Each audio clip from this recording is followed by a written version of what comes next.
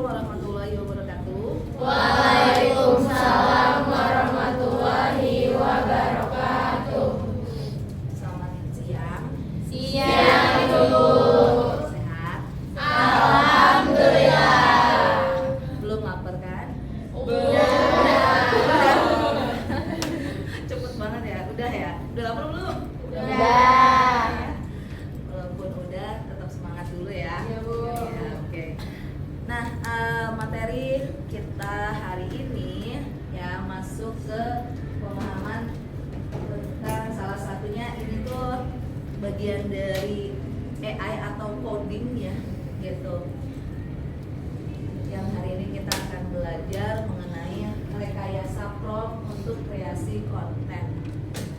Prompt, pernah dengar prompt? Pernah. Sering make. Jujur nggak? Mau jujur nggak? Sering make? Lumayan. Sering pakai prompt? Sering bikin prompt apa, tentang apa? Enggak sih, Bu.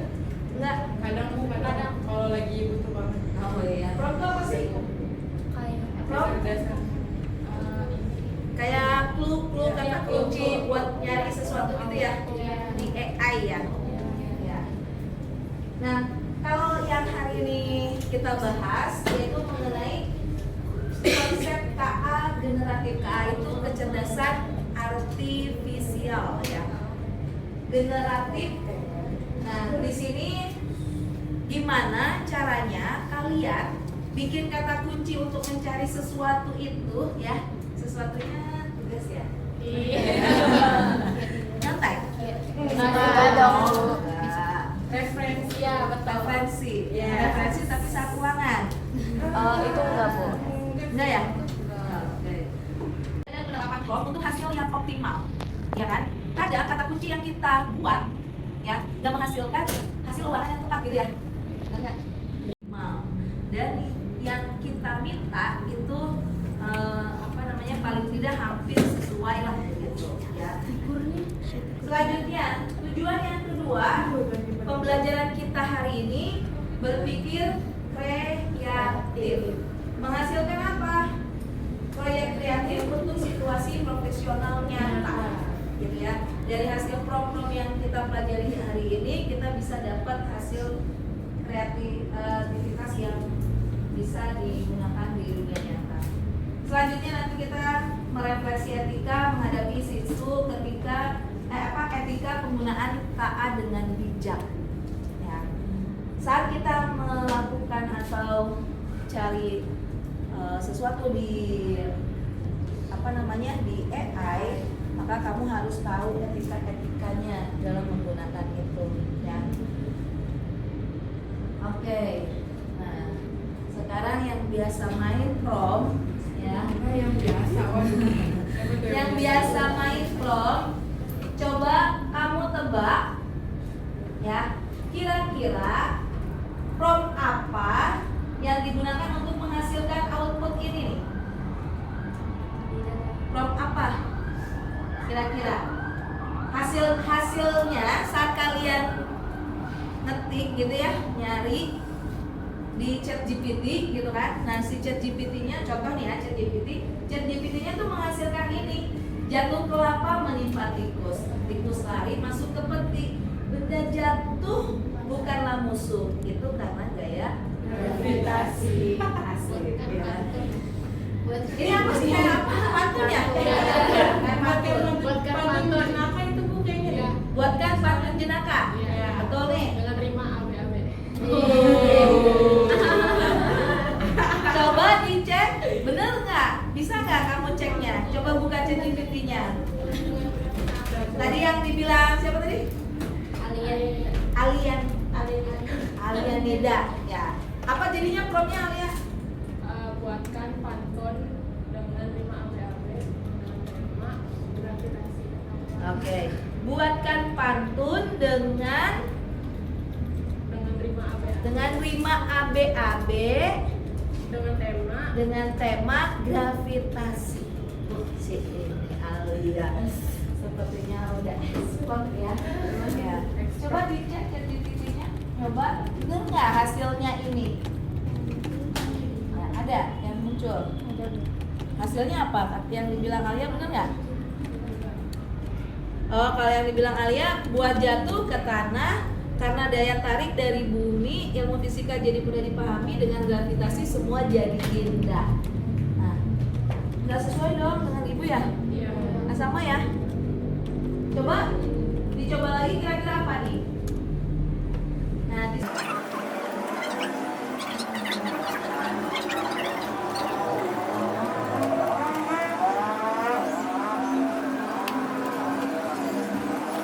ya, padahal tadi udah pakai clue gravitasi ya tadi ya, sama pantun. Nah, ternyata nggak bisa mendapatkan hasil sesuai dengan yang diminta sama ibu tadi ya. Nah, coba kalian coba lagi pakai ini. Prof, jelaskan teori gravitasi dengan gaya pantun jenaka. Coba jelaskan teori gravitasi dengan gaya pantun jenaka. Beda. Kata-katanya sama nggak? Jelaskan teori gravitasi dengan gaya pantun jenaka. Yang muncul bintang jatuh dari langit, waktu meluncur ke tanah basah. Ada yang sama lagi dengan ibu? Mirip-mirip. Kelapa-kelapa sama tikus. Mana tikus ya? Ada. Oh, tikus lari masuk ke peti. Yang lain ada lagi yang sama kayak ibu kan? Kok bisa nggak sama ya? Yakin nih pakai promnya yang benar. Dia pakai ChatGPT kan bu? Iya, pakai ChatGPT. Pakai tanda kutip enggak? Enggak. Coba pakai tanda kutip. Oh. Coba.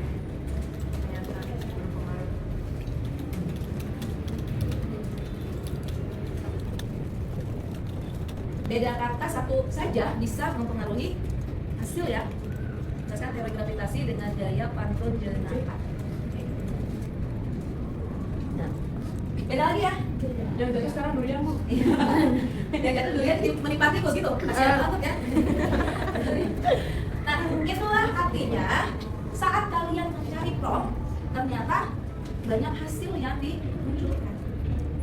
Kalian apakah sudah pernah menggunakan ChatGPT atau AI sejenisnya, gitu kan? Banyak ya AI yang lain.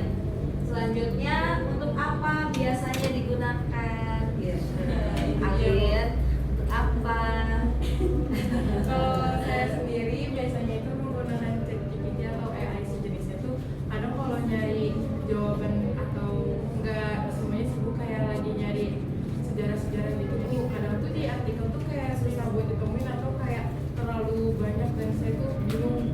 Terus jadinya saya bisa nanya ke ChatGPT juga bu, jadi kayak buat nyari referensi atau hal-hal yang sulit buat saya temuin gitu.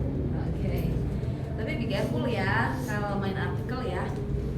Karena ChatGPT belum sepenuhnya bisa dipercaya ya. Nah, selanjutnya apa tantangan yang ditemui? Oke, kita lihat hasil. Silakan di scan ya.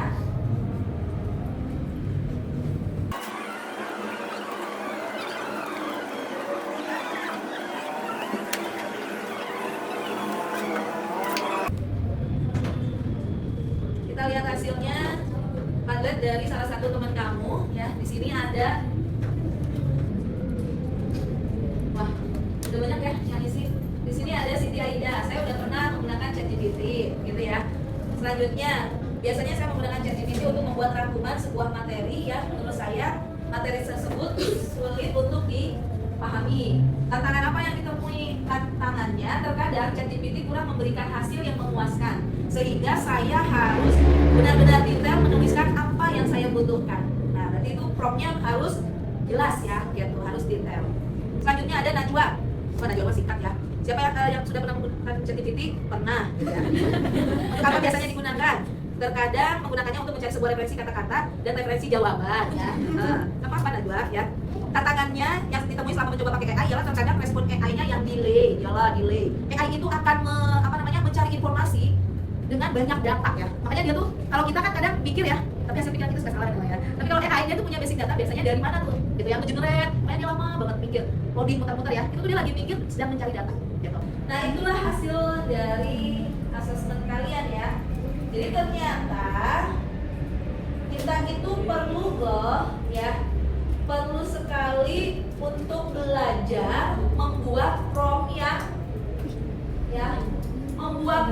yang baik dan agar apa? Bisa menghasilkan konten yang benar, analisa yang tepat gitu ya, hasil jawaban yang tepat juga gitu. Nah ini contohnya ChatGPT itu pakai teks untuk dialog ya. Jadi kalian juga harus pintar-pintar cari AI yang sesuai. Kalau gambar carinya pakai apa gitu yang paling bagus. Contohnya di sini. Kalau ChatGPT untuk teks dan dialog saja bagusnya ya. Tapi kalau untuk gambar yang bagus, lebih bagus itu pakainya DALL-E. Pernah nyoba nggak? Belum. Nah, pakai itu. Dia lebih cakep tuh gambarnya dibandingkan hasil ChatGPT. Contohnya begitu. Kalau untuk musik, pakainya musik LM gitu. Jadi nggak semuanya si ChatGPT. Cuman lagi tenarnya ChatGPT ya, sebagai tenar. Biasa FOMO ya gitu. Nah, kalau model pembuatan video ada lagi. Ibu pernah bikin video kemarin itu pakai CapCut yang AI. Jadi kalau kita pakai prompt bertahu. Langsung coba Dapat yang baru ya. Tapi bukan buat diapa-apain ya. Jadi ibu pernah bikin video itu murni semuanya AI, pakai prompt. Setiap hasil promptnya tidak sesuai dengan ibu, maka ibu kasih kata kunci lagi. Setiap hasil ya, hasilnya nggak sesuai videonya, ibu kasih kata kunci yang lebih detail, lebih lengkap.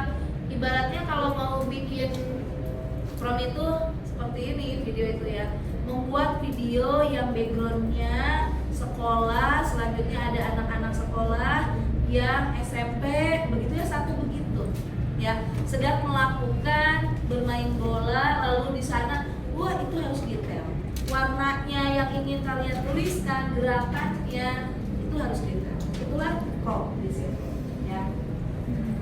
Nah, kalau kamu salah prompt, ini bisa ini nih munculnya halusinasi atau informasi palsu atau referensinya nggak ada.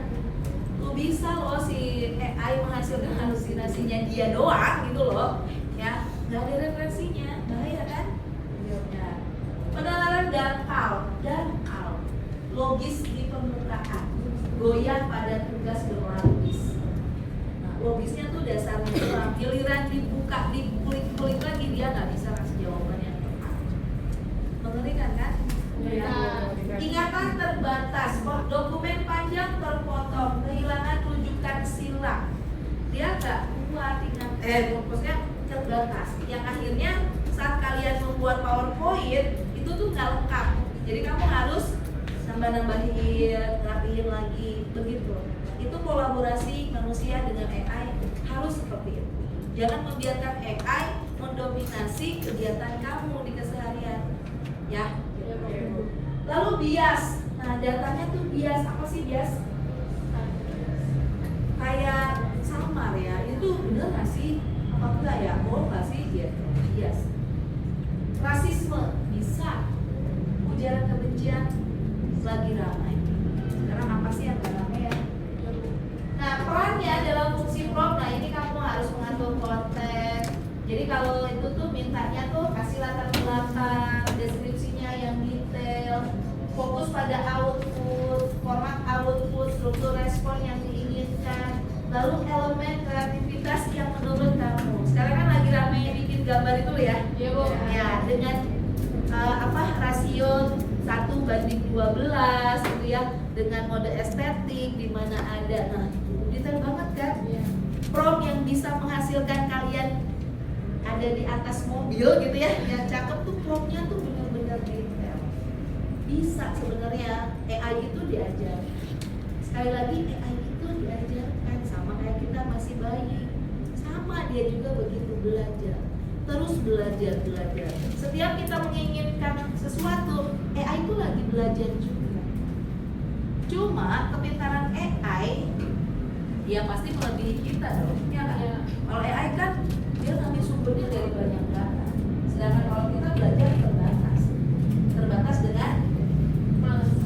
malas. Ya betul, terbatas dengan malas ya manusia ya. Nah unsurnya ini ya yang harus jelas ya, konteks. Ada zero shot, view shot, kamu tuh mau di mana nih gitu ya. Bagian yang mana harus paham. Nah analisis dan evaluasi output. Setiap kamu dapat output dari AI analisa ya, verifikasi akurasi bandingkan dengan sumber yang terpercaya. Di mana sumber terpercaya ya, yang mengeluarkannya biasanya organisasi yang memang resmi. Contohnya websitenya pemerintahan, websitenya sebuah organisasi, di situ yang harus kamu lihat. Relevansi, ukur kreativitas, identifikasi bias, jangan sampai ada hal-hal ini, bias gender, etnis, stereotip, dan lakukan koreksi kalau ada yang tidak atau menurut kamu nggak tepat. Nih, yang sehat tuh begini, ya. 20% kolaborasi itu yang bagus, ya. Kolaborasi mandiri lebih bagus lagi. Jadi kalau kolaborasi dengan mandiri dapat persentase yang seimbang, ya. Artinya kolaborasi itu apa? Saat dihasilkan oleh AI, kamu edit lagi, kamu cek lagi, itu dapat mirip dengan hasil yang mandiri. Artinya apa? Menggunakan AI untuk memperluas kemampuan manusia, bukan menggantikan. Paham ya? Iya. Hati-hati ini ya. Hati-hati dengan hak cipta, bias keadilan, transparansi, akuntabilitas, lingkungan, hati-hati. Pokoknya hati-hati banget ya saat dikeluarkan lagi ada. Oke, terakhir ditutup dengan refleksi ya. Refleksinya udah ibu minta ke Alin, silakan diisi. Oke. Nah, tutup ya materi hari ini mengenai prompt, dan ibu minta ada salah satu yang mengambil kesimpulan untuk hari ini. Silakan. Siapa? Ya, mangga. Jadi untuk pembelajaran kali ini kita belajar tentang prompt AI juga. Itu kita mengetahui kalau AI itu ada kekurangan, ada kelebihannya juga. Kelebihannya itu kadang kekurangannya itu kadang AI ini kadang kan jawabannya tidak sesuai dengan ekspektasi kita atau tidak sesuai dengan apa yang kita mau, apa yang kita inginkan.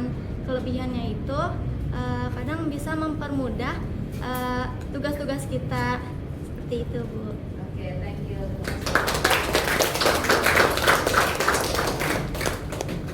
Ya, betul ya. Kelebihan kekurangannya pasti. Yang jelas tadi yang sudah disampaikan tadi ya, hati-hati dalam membuat pelajari cara membuat prompt yang detail supaya kamu dapat hasil yang detail, tapi tetap harus dikolaborasi dengan kalian. Gitu ya. Oke, untuk nanti kalian coba-coba ya di luar kelas nanti untuk didiskusikan di minggu depan prom-prom yang di bidang-bidang lain. Mungkin gitu. Ya. Ada pertanyaan kira-kira? Tidak ada?